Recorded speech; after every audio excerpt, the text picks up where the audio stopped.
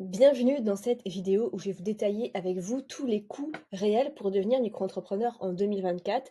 Vous allez voir, c'est une vidéo qui m'a demandé énormément de temps pour vous expliquer avec des exemples concrets. Donc, ici dans cette vidéo, avant de passer à tout ça, j'aimerais vous dire que si vous voulez devenir micro-entrepreneur sans vous prendre la tête, il y a un site pour ça qui est très sérieux qui s'appelle Legal Place et qui crée votre micro-entreprise pour vous. Donc, c'est une procédure 100% en ligne, en toute simplicité. Le dossier prêt en 10 minutes, traitement sous 24 heures, assistance téléphonique gratuite. Donc, vous cliquez sur créer une micro-entreprise. Vous allez voir, ça prend vraiment quelques secondes. Quand est-ce que vous souhaitez démarrer votre activité? Par exemple, dans le mois. Est-ce que vous avez déjà été auto-entrepreneur? Non. Est-ce que vous êtes sûr de vouloir choisir le statut d'auto-entrepreneur? Oui. Où est-ce que vous fixez le siège social à votre adresse personnelle? Votre activité, par exemple, vente en ligne. Votre identité, hop. L'adresse, hop. Là, j'ai mis adresse au pif. Hop. Numéro de téléphone, j'ai mis au hasard. Continuer. Continuer. Et voilà, c'est déjà fait. Ils ont, pour eux, déjà beaucoup de choses d'indiquer. Vous choisissez le pack que vous voulez pour faire les démarches, standard ou express. Donc là, en gros, il va déclarer votre activité, ça sera complet, il n'y aura pas d'erreur. Il y aura l'immatriculation au guichet unique et vous allez obtenir votre cabis et votre ciré qui est essentiel pour faire les factures. Sinon, vous avez le pack express qui va demander pour vous les ACRE, c'est-à-dire les aides, principalement si vous avez entre 18 et 25 ans. Et si vous êtes demandeur d'emploi, choisissez le pack express parce que vous allez payer très peu de cotisations sur votre chiffre d'affaires. Donc admettons celui-ci choisir. Là, vous pouvez vous domicilier à Paris, ignorer, continuer. Donc là, vous pouvez commander. Moi, j'ai un code de réduction même à vous proposer. Vous cliquez sur ajouter un code de réduction. Vous tapez Nina 15. Hop. Et vous voyez, vous avez 8,95 € déjà de déduit. Au lieu de, du coup, on a vu 70, quelque chose comme ça. Donc voilà, comme ça, vous n'allez pas à vous prendre la tête. Donc voilà, je voulais commencer par vous dire ça avant de vous dire un petit peu tous les frais qu'il va y avoir en auto-entreprise. Donc, c'est parti.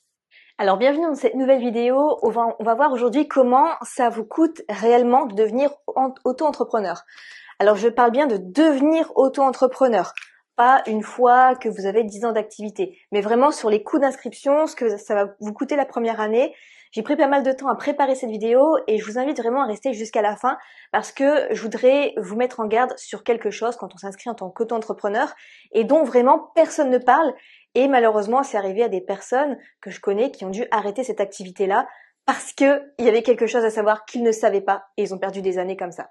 Donc on va voir combien ça vous coûte réellement, je vais détailler tous les frais. Il y a plein de choses que vous allez apprendre dans cette vidéo même si vous êtes déjà un petit peu renseigné là-dessus. Et donc on va commencer tout de suite. N'oubliez pas de vous abonner et à tout de suite. Alors ici, tout est à jour de début janvier 2023 quand vous regardez cette vidéo. À savoir que l'inscription, elle est majoritairement pour 99% des gens gratuite pour devenir auto-entrepreneur. Depuis 2023, désormais, l'inscription se fait sur ce qu'on appelle un guichet unique. C'est-à-dire que avant, vous avez certaines catégories qui devaient s'inscrire plutôt à la chambre des métiers, plutôt à la chambre de commerce, plutôt au registre des métiers. Enfin, il y avait plein de registres différents et désormais tout le monde doit s'inscrire sur le guichet unique. Je vais vous montrer vite fait le site internet à quoi il ressemble pour s'inscrire. Alors c'est sur le site désormais de l'INPI, voici à quoi ça ressemble. Vous pouvez vous connecter directement avec France Connect, sinon vous créez un compte et c'est là-dessus que vous allez pouvoir vous créer votre statut d'auto-entrepreneur. Vous pouvez le modifier aussi, vous pouvez cesser votre activité. Donc désormais avec le guichet unique, eh bien vous vous inscrivez sur ce site unique et c'est le guichet unique ensuite qui va redistribuer votre dossier par exemple au RCS, à la chambre de commerce et d'industrie, enfin bref, vous n'avez pas à vous occuper de ça. Vous vous inscrivez là-dessus et comme ça c'est beaucoup plus simple et c'est gratuit. Alors c'est gratuit pour tout le monde sauf une exception si vous êtes agent commercial. Un agent commercial, c'est une personne qui vend des produits au service d'une entreprise. Donc là, c'est un petit coût, mais pas énorme. Là, l'inscription vous coûtera 24,30 €. Donc, ça reste assez raisonnable. Mais voilà, la grande majorité des personnes ne sont pas agents commerciaux et donc l'inscription est gratuite. Alors si ça vous paraît quand même compliqué de vous inscrire de manière facultative, alors c'est facultatif, vous pouvez être aidé par la CFE, donc le Centre de formalité des entreprises, pour qu'ils vous aident et en moyenne ça vous coûtera 60 € pour être suivi. Deuxièmement, l'ouverture d'un compte bancaire.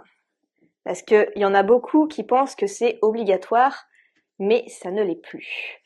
Le compte bancaire, l'ouverture d'un compte bancaire, vous n'êtes pas obligé d'ouvrir un compte professionnel avec des frais. Il faut juste que ce soit un compte différent de votre compte courant, en fait. C'est tout. Pas besoin qu'il s'appelle le compte professionnel. Vous ouvrez un autre livret, un autre compte à côté pour juste que ce soit différent. Et ça, on pense que c'est obligatoire, mais ça ne l'est pas depuis 2019. Vous n'êtes pas obligé d'ouvrir un compte bancaire si vous faites moins de 10 000 € par an pendant 2 ans.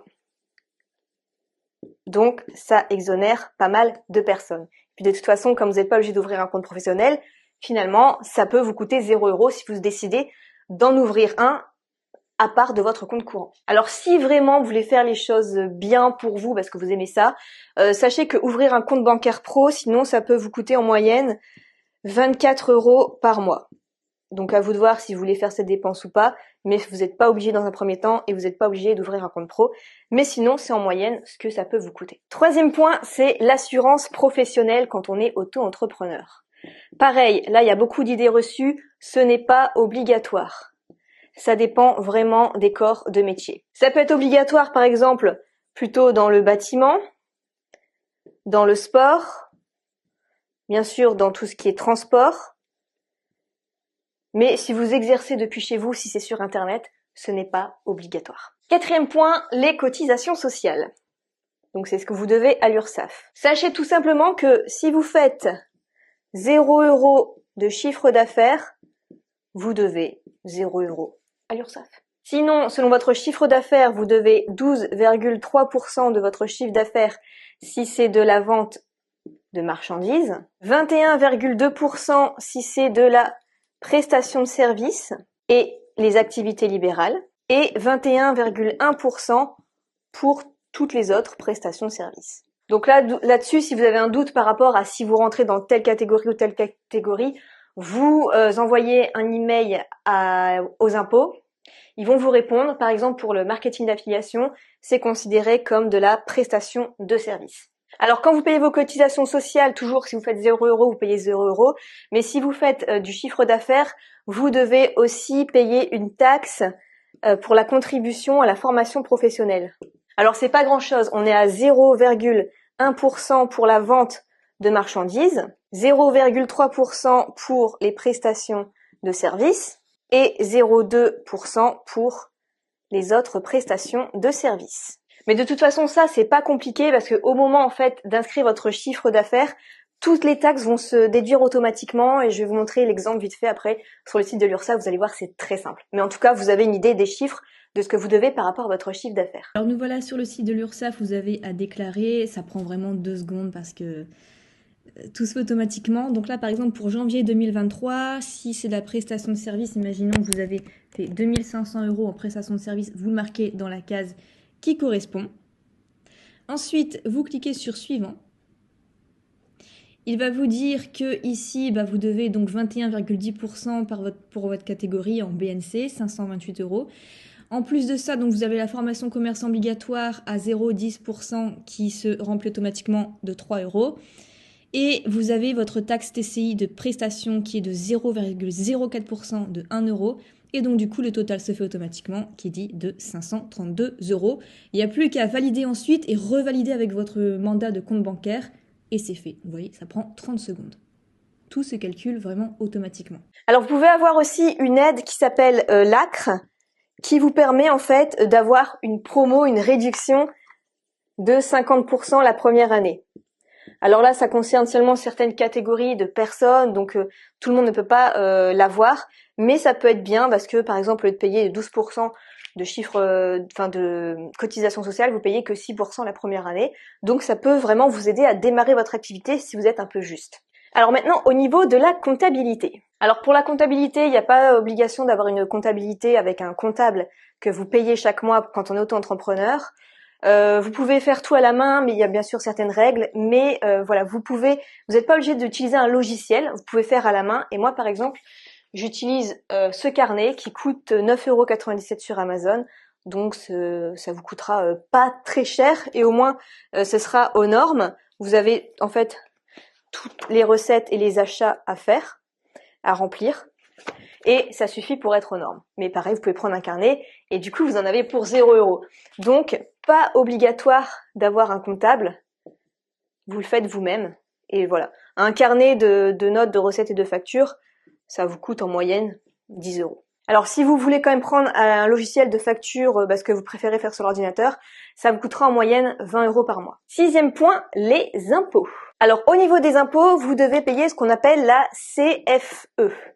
C'est la cotisation foncière des entreprises. Donc en fait, vous l'utilisez parce que vous travaillez soit dans un local ou soit de chez vous. Même si vous travaillez depuis chez vous, vous devez payer cette taxe un peu d'immobilier à la commune dans laquelle vous exercez votre activité. Et le prix, c'est la commune qui détermine cette taxe. Alors en moyenne, c'est entre 227 € et 7000 € par an. C'est-à-dire que même si vous ne faites pas de chiffre d'affaires, vous devez au minimum payer 227 € par an. Alors 7000 €, c'est si vous gagnez plus d'un demi-million par an. Mais si vous faites moins de 5000 € par an, désormais vous êtes exonéré. Alors vous êtes exonéré la première année. Et ça, c'est depuis donc 2019 que c'est possible pour alléger ceux qui ne font peu de chiffre d'affaires. Alors, vous pouvez être exonéré la première année. Vous pouvez payer que 50% la deuxième année. Et par contre, pour tout le monde, c'est la totalité la troisième année. Même si vous faites toujours moins de 5000 € par an. Alors maintenant, concernant l'impôt sur le revenu.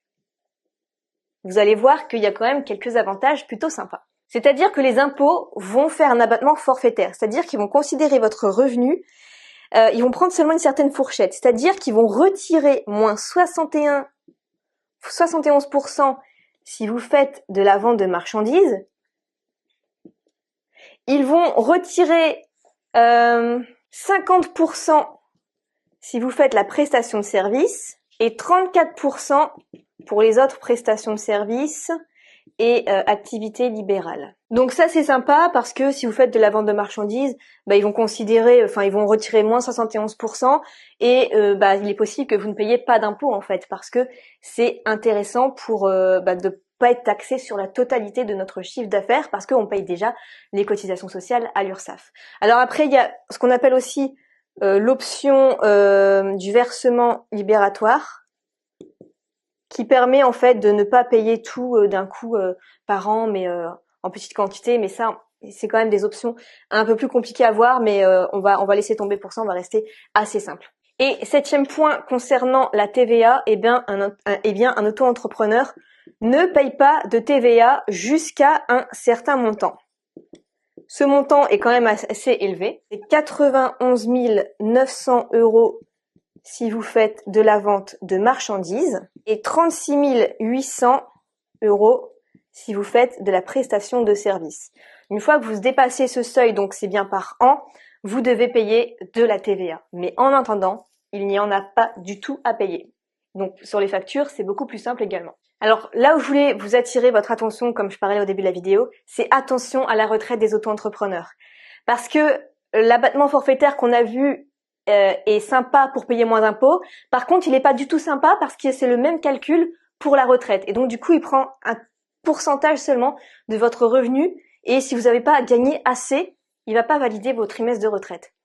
Donc, ça, faites attention, vérifiez bien. Alors, je vous donne un exemple. Par exemple, vous êtes développeur web et vous gagnez 40 000 € par an. Bien, sachez qu'il faut avoir les chiffres suivants. Il faut faire au moins 20 740 € par an après abattement forfaitaire pour valider vos 4 trimestres pour la vente de marchandises. Il faut faire 12 030 € par an pour la prestation de services en BIC, bénéfices industriels commerciaux, et 9 675 € par an pour la prestation de services en BNC, bénéfices non commerciaux. Donc, alors pour notre développeur web, eh bien, il a un abattement forfaitaire de 34% parce que c'est autre prestation de service, lui. Donc, on a vu que 71% d'abattement pour les ventes de marchandises, c'était 50% pour la prestation de service et 34% pour les autres prestations de service et activités libérales. Donc, lui, il se situe avec 34% d'abattement forfaitaire. Donc, sur ces 40 000 €, on retire moins 34%. Ce qui donne pour lui 26 400 €. Donc, les impôts considèrent qu'il a gagné que 26 400 €, enfin les impôts, la retraite, pardon, considère qu'il a gagné que 26 400 €. Est-ce que c'est suffisant ou pas? Lui, il est dans la catégorie donc prestation de service BNC. Ouais, ça marche, ça match. Il a gagné plus de 9 675 €. Donc, il peut valider ces 4 trimestres. Mais faites attention parce que si vous faites de la vente de marchandises, un abattement forfaitaire de 71%, les impôts considèrent qu'il vous reste plus grand-chose pour valider votre 4 trimestres. Donc, c'est très malin, c'est très vicieux de leur part. Pour ça, vous pouvez vérifier sur le site de la CIPAV, par exemple. Regardez vos droits à la retraite en tant qu'auto-entrepreneur et si vous avez validé vos droits à la retraite ou pas, parce que vous pouvez perdre des années comme ça. Alors, on va prendre un exemple. Maintenant, on va résumer au bout d'1 an d'activité combien ça vous coûte d'être auto-entrepreneur et au bout de 3 ans d'activité combien ça vous coûte. Imaginons, la première année, ça démarre timidement et vous avez fait 3 000 € dans l'année.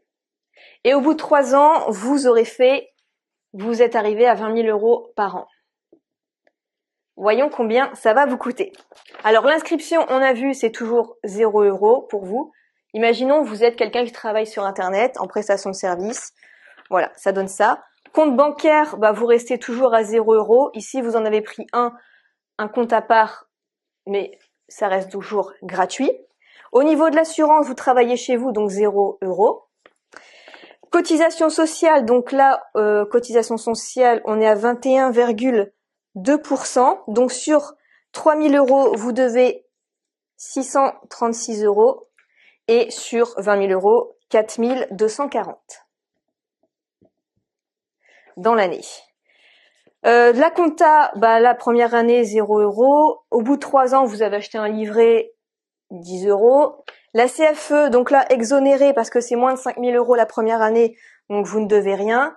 Par contre, au bout de 3 ans, eh bien, imaginons que vous devez en moyenne 500 € à votre commune. Les impôts, donc rien la première année, surtout avec l'abattement forfaitaire. Par contre, au bout de 3 ans avec 20 000 €, vous avez un abattement forfaitaire entre 50 et 71%.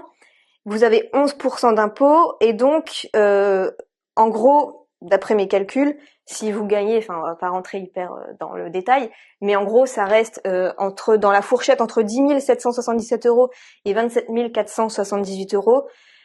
Donc, après abattement forfaitaire et 11% d'impôts, ça reste sous la fourchette et vous devez toujours 0 €. Ensuite, au niveau de la TVA, vous n'avez pas dépassé 0 €, 0 €. Donc, voilà ce que ça nous donne. Donc, le total, vous devez ici, en tout, donc juste 636 €. Ici, vous devez 4 750. Et donc, ce qui nous reste en net dans la poche, il vous reste 2 364 €. Et ici, il vous restera 15 250 €. Donc voilà pour cette vidéo, j'espère qu'elle vous aura aidé. Finalement, on peut s'en sortir avec 0 € totalement gratuitement quand on s'inscrit en tant qu'auto-entrepreneur. Donc ce n'est pas un frein, ce n'est pas si compliqué. Et si vous voulez devenir auto-entrepreneur en travaillant sur Internet avec des business en ligne, j'ai un livret PDF qui coûte 3 fois rien. Vous pouvez l'avoir et être totalement en règle sans vous prendre la tête avec des trucs à copier-coller. Ça vous prendra une demi-journée au maximum pour être en règle. Je vous mettrai le lien dans la description si ça vous intéresse, comme ça vous serez guidé. Je vous retrouve dans une prochaine vidéo, n'hésitez pas à mettre un pouce si cette vidéo vous a aidé et n'hésitez pas à me dire si vous avez des questions en commentaire. Je vous souhaite plein de succès dans votre auto-entreprise et à la prochaine.